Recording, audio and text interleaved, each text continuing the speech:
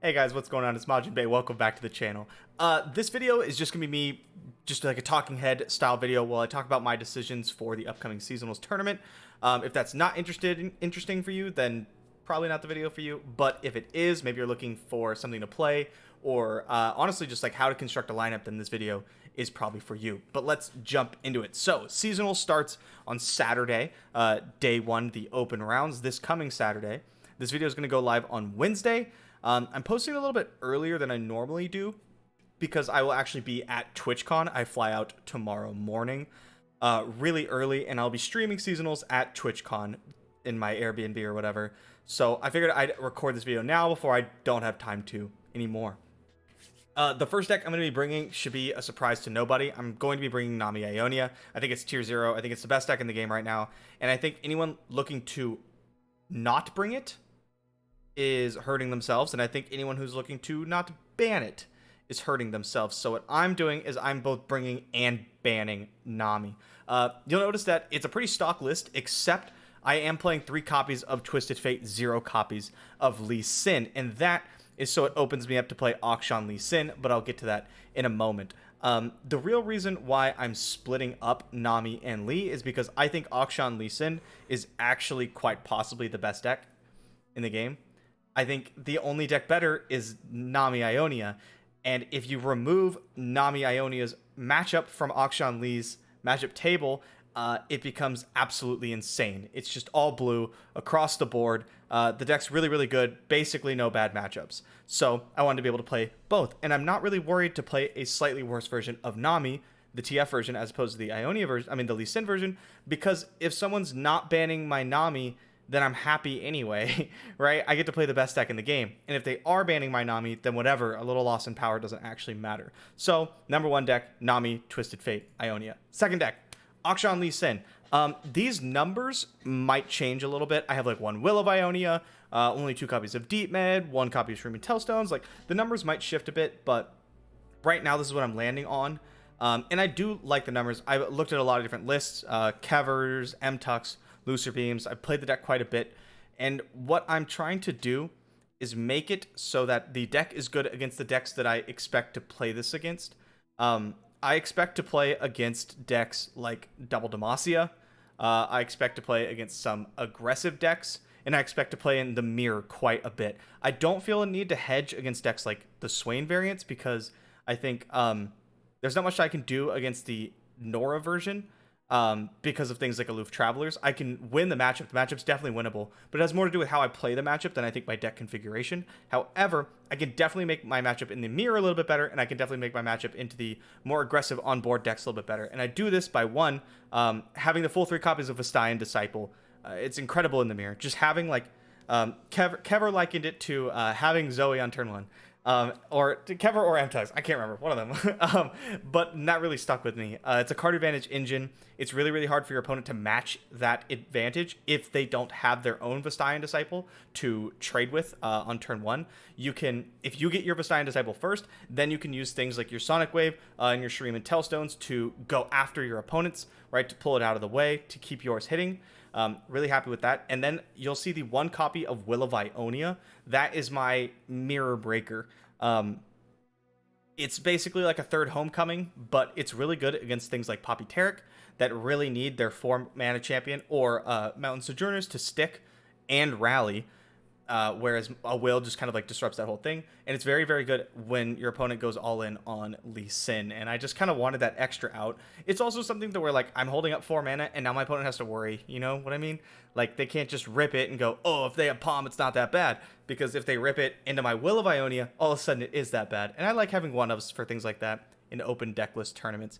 The deck's just good, in my opinion. It's very, very strong. I chose to go with 3 copies of Eye of the Dragon because I felt I am very, very good at winning scrambles and longer games with Lee Sin decks. I have a lot of practice, more than most, and I feel very comfortable in those situations. So I want to put myself in a spot where I'm less likely to get ran over immediately, and more likely to drag out and play a longer game where I can perhaps use my skill, my practice with the deck to my advantage and really eke out those edges. So the full 3 copy of Eye of the Dragon, full 3 Hook Masters because it turns on Momentous Choice, which is just busted, 2 copies of Vakoran Vagabond, not the full 3. I trimmed 1 to make room for the 3rd Eye of the Dragon.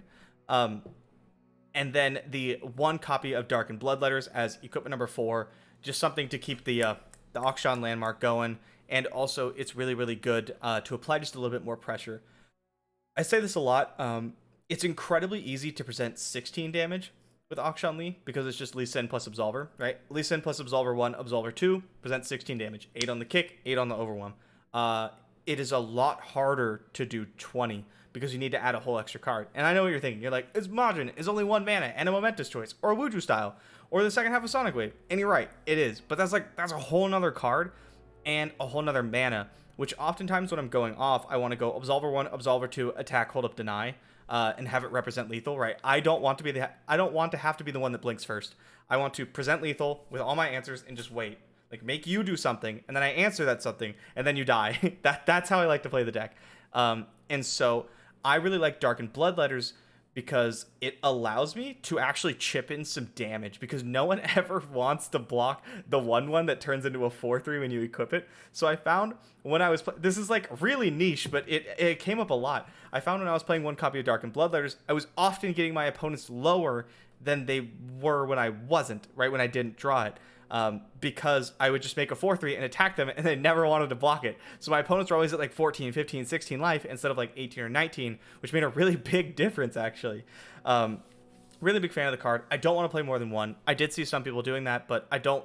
Like, I think one of the fail conditions of the deck is just getting flooded with cards that don't immediately impact the board. I want to avoid that at all costs. Like I said, I want to be able to play a longer game. I want to reduce the amount of non-games because I feel like I have quite the edge. So that is Akshan Lee Sin. It should be no surprise that I'm trying to play double Ionia, right? I love Lee Sin. I always have. I've always had a lot of success with the deck. Not this particular version, but I'm always happy to sleeve up Lee Sin. And yeah, only 1 Notify because I don't like the card very much. 2 Deny is absolutely necessary. The rest is nothing that crazy. Shreem and Tellstones, some of you may not have seen. That's Kever tech. Ruthless Predator is like Sonic Wave minus. It's like a slightly worse version. But being able to Weight of Judgment sometimes, or Spirit Fire quite, like, more often than you would think, is really, really good. Especially with like the Fearsome decks popping up that just go incredibly wide with like 3 power units. You just Spirit Fire and it wipes their entire board and you take like 10 less damage. It's been kind of insane for me, honestly. I'm really considering finding room for a second copy of Shreem and Tellstones. And so that's my shell, my 2-deck shell, right? We have the Nami TF and the Akshan Lee Sin. I'm looking to ban my opponent's Nami list. And then what I want is I want a deck that beats everything that's not Nami, right? Like, my 3rd deck, I just want to be the strongest possible. It doesn't necessarily need to fit into the ban strategy, although I would like it to. It's not hard to find decks that suffer against Nami and are strong elsewhere. And the deck I've had this most success with, actually, is Fiora Pantheon. Fiora Pantheon got me up to rank 1 this season. I have an absurd win rate with it. The deck feels so incredibly powerful. I'm happy to play it into just about anything. Honestly, even Nami. Like, that's a horrible matchup. Oh, sorry. I monologue so hard that I start yawning. It's a horrible matchup, but when even that feels like, oh yeah, I could totally win, then I know I've landed on the right deck, and every time I play this, I feel like I'm just doing something more powerful than my opponent. I get to just crush Swain decks. I have a huge edge into Nora Swain. I feel incredible into the smaller Demacia decks. Everything's a smaller Demacia deck than this, except maybe like Leona. It just feels really, really good. This deck is incredibly powerful. I would not change, if you're going to play this deck, I would not change a single card. This list is incredibly tight. It is really, really hard to find any flexible slot. Even like the one of Chain Vest feels almost necessary. It's just so good in so many matchups. You don't see a ton of cards, but like the 3 Guiding Touch, 3 Pale Cascade does cycle you through a lot of the deck. And I'm happy to draw most of the deck, right? Like, the only thing that sucks is when you're in the late game and you draw Saga Seeker or Mountain Goat, but that's just how decks are when you draw 1 and 2 drops in the late game, right? Cam for the Doubt is incredibly good in this deck, shockingly. It lets you get past the finish line, like a lot. You push a lot of damage with this card, often like 10 plus when I draw it. Pantheon ends games. Darkened Lodestone is somehow one of the most slept on cards in the set still. Like, Harazi's just a busted card sometimes. Makes a 7/7, Spell Shield, you could slap Overwhelm on it with the item, and you're off to the races.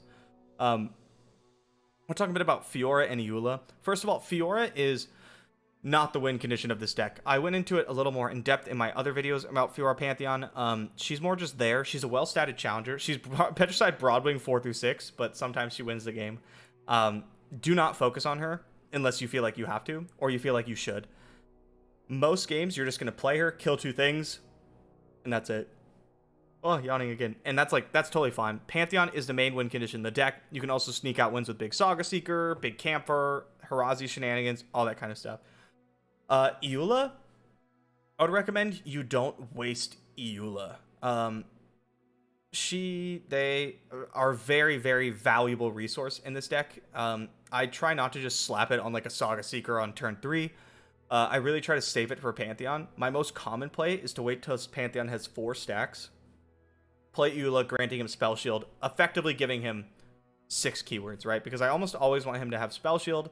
And not only does this put a 3/3 body on board, Pantheon's never without Spell Shield. I don't have to like gamble, roll the dice to see if he hits it. And then he hits 5 other keywords. It just like really helps me hit the keywords that actually matter.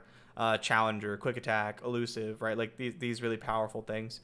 So I try not to waste Eula when I don't have to. I will slap Spell Shield on Fiora every now and then, just put extra pressure on my opponent, and I like to overwhelm up Harazi because it's stupidly busted and your opponent just dies. Try not to waste your combat spells, single combat and concerted strike, unless you have to, or it gains you like such an insane tempo advantage. These are the only way that you have to interact with your opponent outside of challenging them, their units.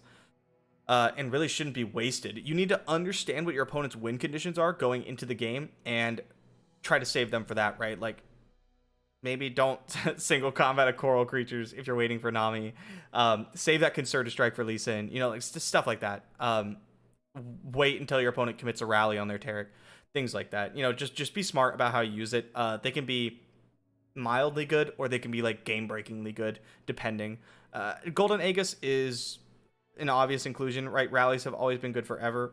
Also, what this card really shines in is Demacia Mirrors defensively. Slapping, like, Barrier is the Demacia Mirror breaker. And if your opponent is threatening a really big attack and you just Golden Aegis one of your units, right? A big unit, 5-6 Saga Seeker, a Fiora, your Pantheon, Camphor, whatever, right? Golden Aegis defensively, you get to dictate how combat goes, right? Because your opponent likely won't be able to attack profitably into your barrier units, and then maybe you could send in a challenger to take out something that they've got going on. That's the lineup. Looking to ban Nami, like I said. If opponent comes with some weird shit, I'll be looking to ban decks like Annie Jin, Azir, that kind of stuff. It was stuff that tries to prey on Ionia, but I expect to ban mostly Nami Ionia. If you have any questions, leave them down in the comments. I will be checking this video all the way throughout the time of seasonals. I won't get to every question or comment likely, but I will do my best. So thank you guys so much for coming. Hopefully I see you at seasonals Saturday. I'll be streaming it on Twitch. Be there. Bye, guys.